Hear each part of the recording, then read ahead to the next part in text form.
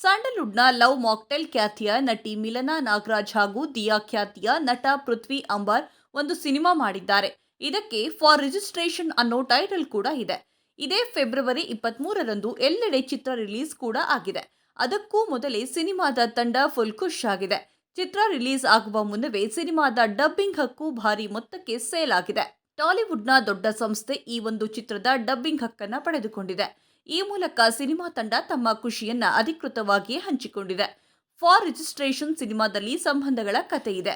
ಕತೆಯಲ್ಲಿ ಭಾವನಾತ್ಮಕ ಸಂಬಂಧಗಳ ಗಟ್ಟಿ ಎಳೆ ಕೂಡ ಇದೆ. ಸಿನಿಮಾದ ಟ್ರೈಲರ್ ನೋಡಿದ್ರೆ ನಿಮಗೆ ಇಡೀ ಸಿನಿಮಾದ ತಿರುಳು ಏನು ಅನ್ನೋದು ಅರ್ಥ ಆಗುತ್ತೆ. ಸದಾ ವಿಲನ್ ಪಾತ್ರ ಮಾಡ್ತಿದ್ದ ರವಿಶಂಕರ್ ಶರ್ಮಾ ಅವರು ಇಲ್ಲಿ ಒಬ್ಬ ವಕೀಲನಾಗಿಯೇ ಕಾಣಿಸಿಕೊಂಡಿದ್ದಾರೆ. ಎಮೋಷನಲ್ ದೃಶ್ಯಗಳು ಇಲ್ಲಿ ಸ್ವಲ್ಪ ಜಾಸ್ತಿನೇ ಇವೆ ಅನ್ನಿಸುತ್ತದೆ. ನವನಿರ್ದೇಶಕ ನವೀನ್ ದ್ವಾರಕಾನಾಥ್ ಮೊದಲ ಪ್ರಯತ್ನದಲ್ಲಿಯೇ ಹಾರ್ಟ್ ಟಚಿಂಗ್ ದೃಶ್ಯಗಳನ್ನು ಬರೆದಿದ್ದಾರೆ. ಮಿಲನಾ ನಾಗರಾಜ್ ಹಾಗೂ ಪೃಥ್ವಿ ಅಂಬಾರ್ ಅವರಂತಹ ನಟರನ್ನ ಜೋಡಿ ಮಾಡಿ ಇಲ್ಲಿ ಹೊಸ ಮೋಡಿನೂ ಮಾಡ್ತಿದ್ದಾರೆ. ಆದರೆ ಮೊತ್ತ ಎಷ್ಟು ಅನ್ನೋದು ಮಾತ್ರ ರಿವೀಲ್ ಮಾಡಿಲ್ಲ.